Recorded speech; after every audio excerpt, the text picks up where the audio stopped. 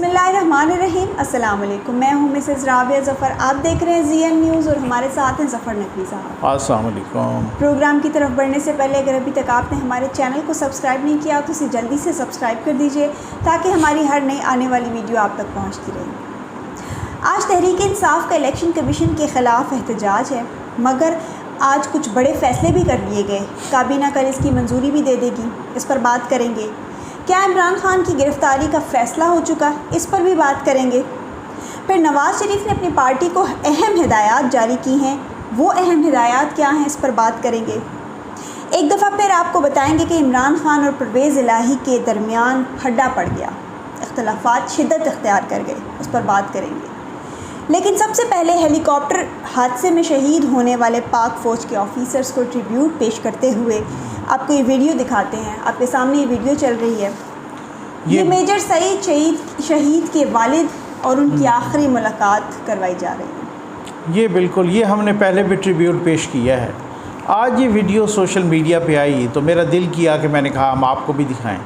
आप यकीन कीजिए कि हमारा जर्नैलों से लाख इख्तलाफ होता है, वो इस वजह से कुछ पॉलिसीज़ की बुनियाद पे, लेकिन पाक फ़ौज के ये ऐसे सिपाही किस तरह से दिल जीत लेते हैं। आप यकीन कीजिए, ये मैंने वीडियो जब देखी तो मैं अपने आंसू थम नहीं रहे थे मेरे। तो एक बूढ़ा जो बाप किस तरीके से मतलब आप सारी चीज़ों को छोड़ दीजिए, आप जस्ट एक इंसानियत का पहलू रख लीजिए कि एक बूढ़ा बाप है और किस तरीके से अलविदा कर रहा है अपने बेटे से। तो ये मैं वाकई मैंने कहा कि ये मैं आपको भी दिखाऊं और ये ट्रिब्यूट पेश करें और एक दफ़ा फिर कहें कि पाक फ़ौज जिंदाबाद, पाकिस्तान पाइंदाबाद। अल्लाह ताला इस कौम पर, इस मुल्क पर हमेशा अपना करम जारी व सारी रखे। अच्छा, ये क्या चक्कर है कि हमने सुना कि सदर मुमलिकत को कोर कमांडर क्वेटा सरफराज अली के जनाजे में आने की इजाज़त ना मिल सकी? जी पहले मैं आपको सलीम साफ़ी साहब का एक ट्वीट पढ़कर सुनाती हूँ। अच्छा। बाखबर ज़राए के मुताबिक सदर आरिफ अलवी ने जनरल सरफराज शहीद और दीगर शुहदा के जनाजे में जाने की ख्वाहिश जाहिर की, लेकिन PTI के सोशल मीडिया ट्रोल्स की तरफ से शुहदा के मामले पर जो खराफात शेयर किए गए, इसकी वजह से शुहदा की फैमिलीज़ की सफ़ों में पाए जाने वाले गम गुस्से की वजह से इन्हें आने का ग्रीन सिग्नल नहीं दिया गया। ये बिल्कुल यही हालात हैं। मतलब अब आप देखें, वज़ीर आज़म साहब गए, बाकी लोग गए, काबीना के बहुत सारे लोग गए, मौलाना साहब के लोग गए, आपके सामने थे वो गफ़ूर हैदरी साहब भी, बाकी लोग भी, तो बहुत सारे। तो मकसद कहने का ये है कि सदर साहब क्यों नहीं गए। वज़ीर आज़म साहब, साबिक़ वज़ीर आज़म साहब इमरान खान साहब, वो तो वैसे ही उनको जनाज़ों से डर लगता है, पता नहीं उनको किस किस किस्म की वो तोहमात परस्ती है।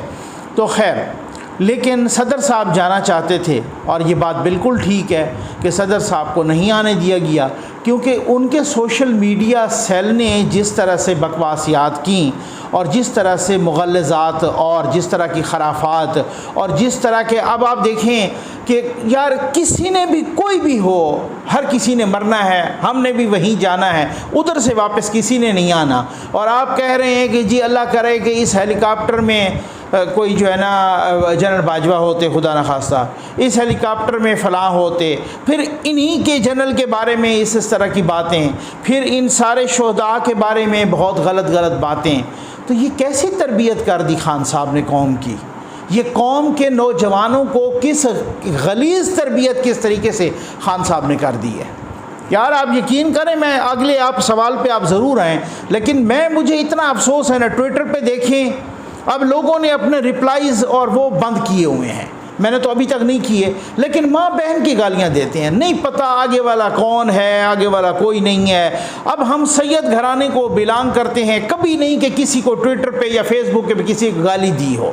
सिर्फ ये किया है कि कोई तनकीद करते हैं सियासत पर, हर किसी का वो हक़ है वो सवाल करना, इस तरीके से माँ बहन की गाली देना, बेटियों की गाली देना, ये क्या गिलाज़ है, किस तरह की गलीज़ मखलूक आ गई है। एक बंदा मुझे कह रहा था कि जनाब ये देखें ना, ये हमारे मुआशरे का, मैंने कहा भाई मुआशरे का नहीं है ये सितम ज़रीफ़ी, ये मुआशरे का किसी किस्म का कसूर नहीं है, ये सिर्फ उस इमरान नियाज़ी साहब का कसूर है जिसने गिलाज़त भरी है इन गटर ज़हनों में।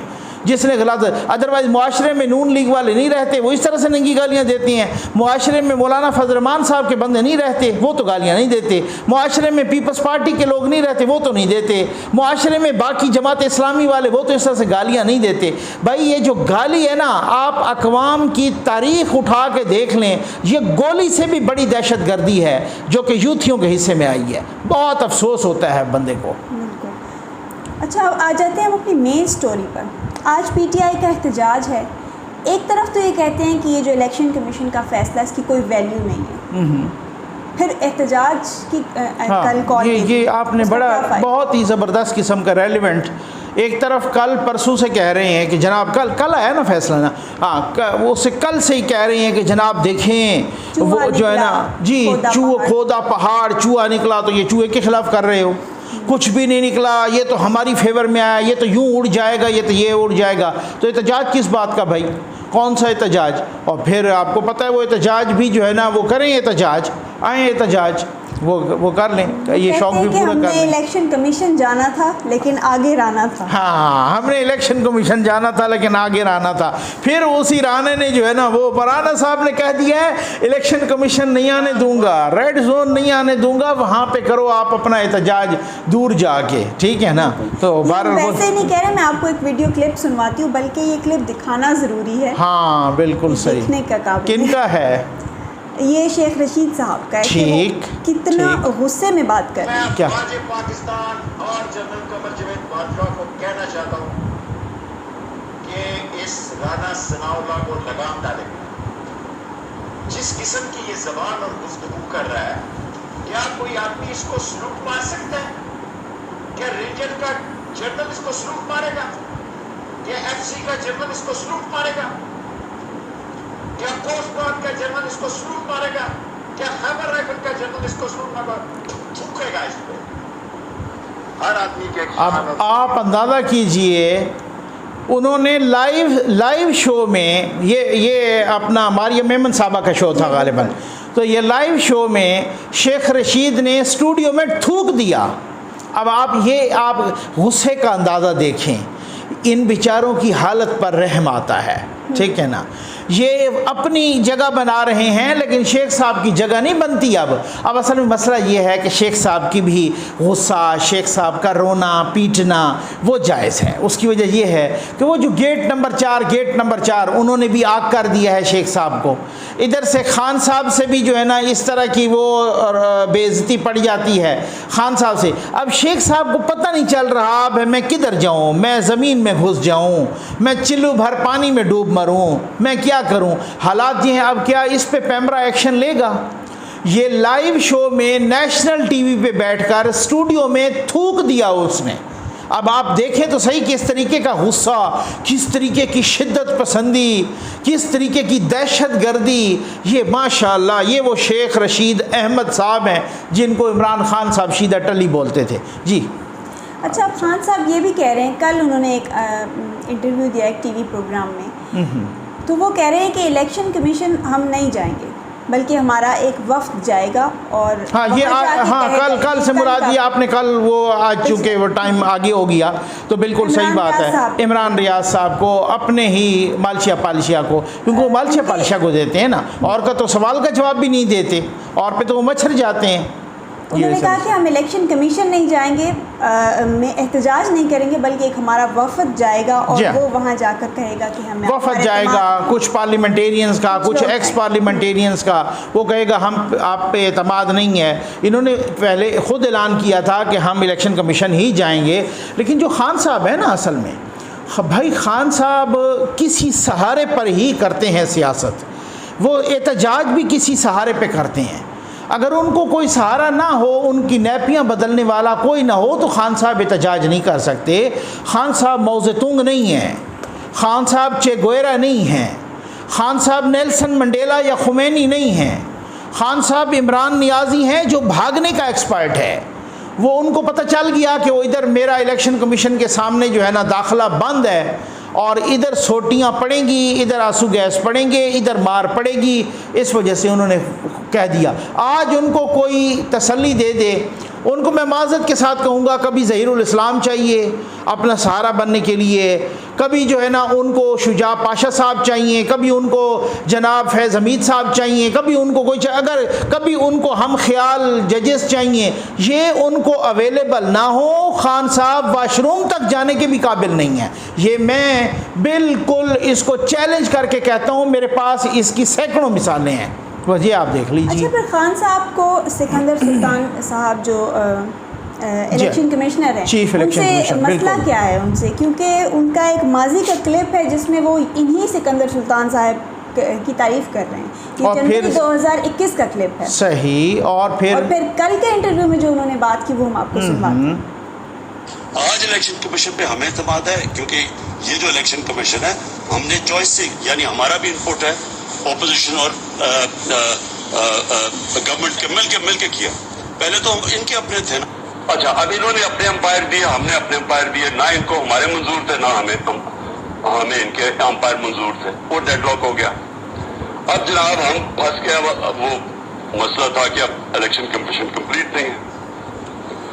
हमने न्यूट्रल्स ने अप्रोच किया हमें, उन्होंने कहा कि देखें ये फंस गया, मुल्क आगे चल रहा है, ठीक बात थी। तो हम कहते हैं कि हम आपके लिए एक ऐसा कैंडिडेट दे देते हैं जो दोनों एतराज नहीं करेंगे। उन्होंने इसका सिकंदर सुल्तान का नाम दिया, मैं तो इसको जानता ही नहीं था।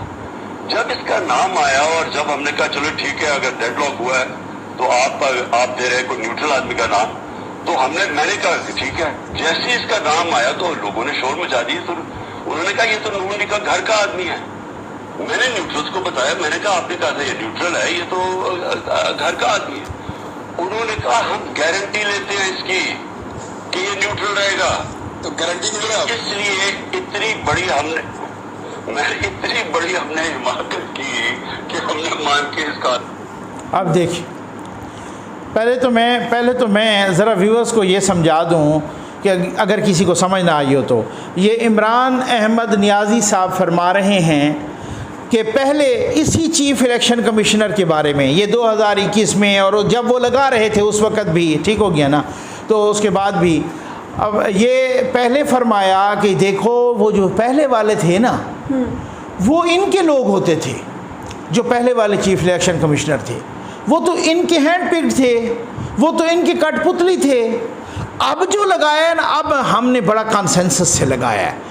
अब हमारी भी इसमें इनपुट थी, इनकी भी थी, अपोजिशन उस वक़्त वो थे ना, ठीक है ना, इनकी भी इनपुट थी, हमारी भी थी। हमने बड़ा सोच समझ के लगाया है। अच्छा, इसके साथ शीरी मज़ारी साहबा भी कह चुकी हैं कि ये हमने अपोजिशन के साथ मिल के पूरे कॉन्सेंसस के साथ, पूरे इत्तेहाद के साथ, और ये बड़े अच्छे बंदे हैं, इसको हमने सिकंदर सुल्तान राजा को लगाया है और इन्हीं की तरफ से नाम भी आया था। और ठीक, इमरान खान साहब माजी में ये भी कह चुके हैं, फॉरेन फंडिंग केस के मामले में भी जी इन पर एतमाद है, फॉरेन फंडिंग केस के मामले में भी इन पर एतमाद है। आज उन्होंने इमरान रियाज को इंटरव्यू दिया, उस इंटरव्यू में उन्होंने फिर पैंतरा बदला, फिर यू टर्न लिया। खैर वो कहते हैं आमतौर पे यू टर्न लेके अजीम लीडर बन जाता है, फिर उससे अजीम लीडर बन गए। और वो उन्होंने कहा कि सिकंदर सुल्तान राजा को तो मैं जानता ही नहीं था।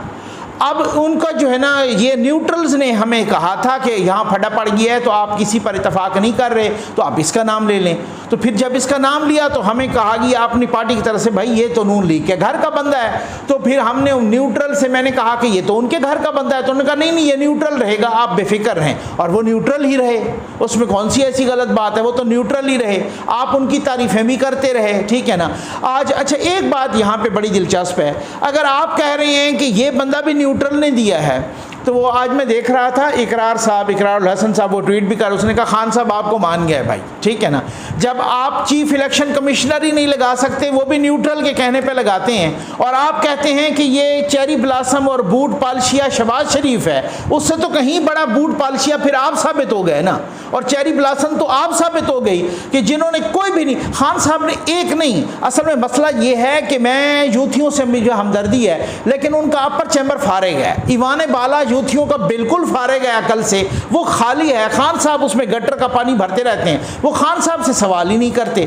खान साहब को कहें भाई खान साहब, ये जस्टिस काजी फ़ाइज़ ईसा के ख़िलाफ़ आपने रेफरेंस भेजा, आप डट के खड़े रहे, आपने मालशिया पालशिया चैनल्स पे, मालशिया पालशिया FFL यूट्यूबर्स को कहा कि जस्टिस काजी फ़ाइज़ ईसा के ख़िलाफ़ आप रेफरेंस का दिफा करो, और उन्होंने पता नहीं सैकड़ों वीडियोस बना दी कि जी जस्टिस काजी फ़ाइज़ ईसा तो इस रूए ज़मीन पर को खुदा न खास्ता सबसे बुरी मखलूक है और सबसे बड़ा चोर है, और आपने उनके खिलाफ वीडियोस बनवा दी। लेकिन जब आप हुकूमत से बाहर गए उस वक़्त आपने कहा जी जस्टिस काजी फ़ाइज़ ईसा के ख़िलाफ़ तो रेफरेंस भेजना मेरी सबसे बड़ी गलती थी, है ना, कहा है ना खान साहब ने। तो अब वो आप ठीक यूथ ये नहीं पूछते कि भाई खान साहब आप उस वक़्त ये बयान दिया, आज उसके उलट बयान दिया, हमें इतना बता दें कि आप उस वक़्त ठीक थे या इस वक्त ठीक थे। बयान आप दोनों उलट दे रहे हैं। आप एक तो वक्त में ठीक हो सकते हैं ना, दोनों एक जैसे बयान हो फिर तो ठीक है, लेकिन यूथिया ने नहीं पूछना क्योंकि यूथिया का ईवान बाला खाली है। बस ये इतनी सी बात है। अच्छा, क्या खान साहब की गिरफ्तारी का भी कोई इम्कान है? ये आज बहुत बड़े फैसले हुए हैं। कल इनकी कैबिनेट मंजूरी देगी। फॉर द टाइम बीइंग तो इनके नाम डाले जा रहे हैं ECL में, और गिरफ़्तारी भी बिल्कुल मैं आपको इतला दे रहा हूँ। इंशाल्लाह हमारी जो इतलात होती हैं वो इस तरीके की होती हैं, आप ये देख लीजिएगा। ये गिरफ़्तारियों का सिलसिला अब शुरू होगा और ज़रूर होगा, और ECL पे भी नाम डलेगा। अब वो वाली बहुत सीरियसनेस शो कर रही है गवर्नमेंट। नाम पढ़ देती हूँ। अच्छा। मियां महमूदुर रशीद, नजीब हारून, इमरान इस्माइल, असद कैसर, कासिम सूरी, शाह फरमान, इनके नाम पिछले कुछ दिनों से बार बार आ रहे हैं। क्या वजह? ये इसलिए आ रहे हैं कि वो जो 13 अकाउंट नहीं कहे गए कि जी छुपाए हैं तहरीक इंसाफ ने, वो इन पारसाओं के नाम पे हैं। ठीक हो गया ना। अब ये महमूद रशीद साहब के नाम पे भी, उस तरह से कासिम सूरी साहब के नाम पे भी, इधर से असद कैसर साहब के नाम पे भी, उधर से इमरान इस्माइल साहब, इन अकाउंट से आते रहे हैं पैसे PTI के उन अकाउंट्स में जो डिक्लेयर्ड थे। कुछ अकाउंट से इन्होंने डिक्लेयर किए ना, और कुछ अकाउंट इन्होंने डिक्लेयर नहीं किए, माने नहीं है इलेक्शन कमीशन में कि हमारे हैं। उन अकाउंट से जो अब वो हिस्ट्री देखते हैं ना बैंक्स की, तो वो जो अकाउंट उन्होंने डिक्लेयर नहीं किए और छुपाए हैं वो 13। अच्छा, मज़े की बात बताऊं, 2 अकाउंट ऐसे भी हैं जो इमरान खान साहब के दस्तखतों से खोले गए हैं इस्लामाबाद में, उनको भी छुपाया गया है। अब वो फवाद चौधरी साहब कहते हैं ना कि खान साहब कैसे वो डिक्लेयर करते या खान साहब कैसे मानते, उनको तो पता ही नहीं था कि वो अकाउंट हैं या नहीं है। भाई अपने अकाउंट जो खान साहब ने खुद अपने दस्तखतों से अकाउंट खुलवाए हैं, उनको भी छुपाया है, वो भी उन 13 अकाउंट्स में शामिल है। तो ये इस वजह से इनके नाम आ रहे हैं, इन सारे हाजियों के, इन सारे पारसाओं के नाम इस वजह से आ रहे हैं कि इनकी गिरफ्तारी कह रहे हैं कि करीब है, और इनको भी ECL में डाला जा रहा है क्योंकि वो करोड़ों अरबों रुपए जो है ना इनमें आते रहे हैं और इनसे फिर आगे जाते रहे हैं। ये इसकी वजह मुस्तकबिल खतरे। जी बिल्कुल, इनका सियासी मुस्तकबिल बिल्कुल ख़तरे में है। अच्छा, नवाज शरीफ साहब ने अपनी पार्टी को हिदायत जारी की है कि 2 दिनों के अंदर अंदर रेफरेंस भेजें। जी बिल्कुल। लेकिन अगर फिर वही हम ख्याल बेंच बैठ गया तो फिर ये आपने बड़ा रेलेवेंट क्वेश्चन रेस किया है। हर बंदा यही रेस कर रहा है, उनको भी यही उम्मीद है। इनको पता है हमारी चोरी पकड़ी गई है, लेकिन वो वही बात है कि हम ख्याल बेंच जो 3 रुकनी बैठता है ना, ठीक हो गया ना, वो है ना, सही हो गया ना। तो इस वजह, लेकिन एक बात यहाँ पे ये भी है, अब नवाज शरीफ साहब ने ठीक कहा है अपनी पार्टी को, क्योंकि उनकी पार्टी का ही वज़ीर आज़म है और कैबिनेट में भी बहुत सारे लोग हैं और बाकी भी इत्तेहादियों की जो हुकूमत है। उन्होंने कहा कि आप, ज़ाहिर है इलेक्शन कमीशन ने तो ये फैसला सुनाना था, सुना दिया ना। अब इलेक्शन कमीशन नहीं भेज सकता रेफरेंस फेडरल गवर्नमेंट ने भेजना है। ठीक हो गया ना, रेफरेंस फेडरल गवर्नमेंट ने भेजना है, और वो रेफरेंस जब वो भेजेगी, और नवाज शरीफ साहब ने कहा है कि 2 दिन के अंदर अंदर वो रेफरेंस भेजें, और वो सुप्रीम कोर्ट में रेफरेंस भेज रही है या भेज चुकी है, या जिस पे भी वो समाअत के लिए बेंच बन रहा है। तो अब बात ये है कि वो सुप्रीम कोर्ट में जाने का उन्होंने ऐलान भी कर दिया है। राना सनाउल्लाह साहब ने भी, वो आप देखें। अब ये बात ये है कि आपने दूसरा क्वेश्चन किया बड़ा रेलिवेंट कि जी हम ख्याल बेंच कहीं रेफरेंस को, अब हुकूमत ने कहा है हमने फुल कोर्ट के लिए अप्लाई किया है, फुल कोर्ट की दरख्वास्त देंगे, फुल कोर्ट बनाने की। इतना आसान नहीं होता कि बार बार हुकूमत वक्त, एग्जेक्टिव, फेडरल गवर्नमेंट, काबीना, वज़ीर आज़म, बाकी इतनी सारी पार्टियाँ, सियासी पार्टियाँ, वो बार बार उस पर अदम एतमाद करें और बार बार वो लोग कह रहे हैं कि आपकी फैमिलीज़ को पसंद है तो भाई आप अपने ताल्लुकात पर्सनल लेवल पे रखें, नेशनल इश्यूज़ पे ना उनको घसीटें। तो बात ये है कि बार बार इतना आसान हम ख्याल बेंच के लिए भी मेरा ख्याल है तो नहीं होना चाहिए, और नहीं होगा कि फिर और फुल कोर्ट अगर बना तो फिर फुल कोर्ट से तो खान साहब को ऐसे ही डर लगता है जैसे बला से लगता हो। वो क्यों होता है ऐसे? क्या फुल कोर्ट में क्या बाकी कौन लोग, कोई क्लर्क बैठते हैं फुल कोर्ट में, कोई वापडा वाले या पुलिस वाले बैठते हैं फुल कोर्ट में भी, तो वही सुप्रीम कोर्ट के जजेस ही होंगे। तो फुल कोर्ट जब बने तो वो फिर आप देख लीजिए कि फिर उसमें जो है ना, जो भी फुल कोर्ट बनेगा तो उसमें तो इनको कॉन्सिक्वेंसेस बहुत गलत नज़र आ रहे हैं। अब कल से मैं देख रहा हूँ कि ये जो दलीलें हैं ना, ये तहरीक इंसाफ के रहनुमाओं की और यूथियों की, वो दलीलें बड़ी कमज़ोर पड़ रही हैं।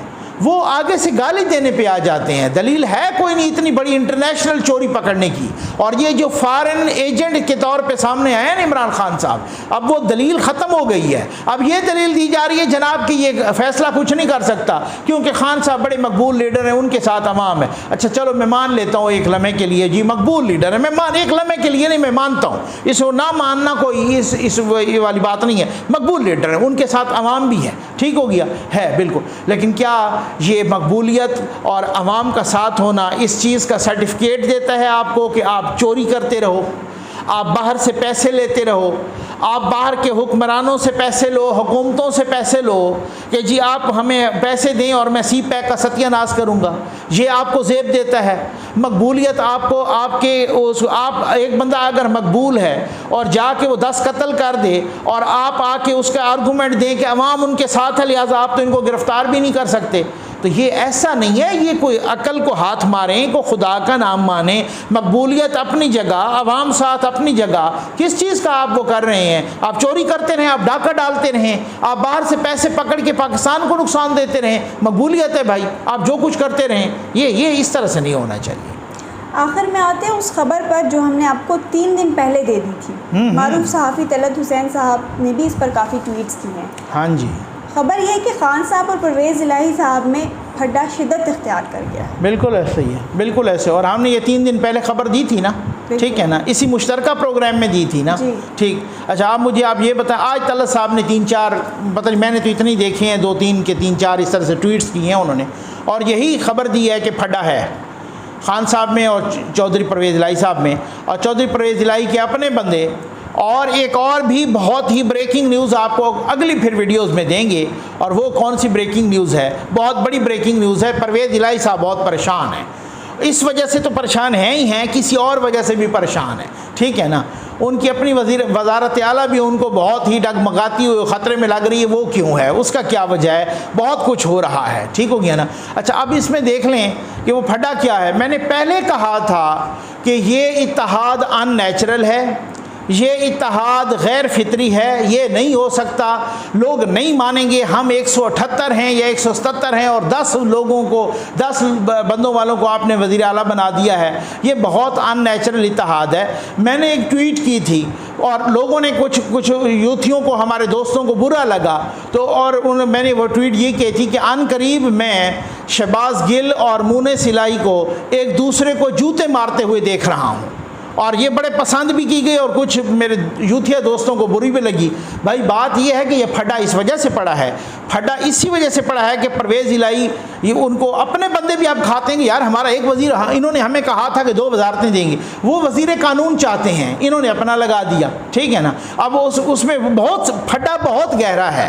अभी तक उनको परवेज़ इलाही साहब उनको तसल्लियाँ दे रहे हैं कि जी अगली बारी जो अगला खेप होगी ना उसमें मैं आपको रखवाऊँगा, लेकिन तब तक तो वो बात ये है ना कि वो सारी की सारी काम की जो वजारतें हैं PTI लपेट चुकी है अब तक। तो ये फड्डा बहुत शिद्दत अख्तियार कर गई है। अब आने वाले दिनों में वो पता चलेगा, जिस तरह से मैंने कहा था, एक दूसरे को जूते मारते कैसे हैं, और ये वाली बात है।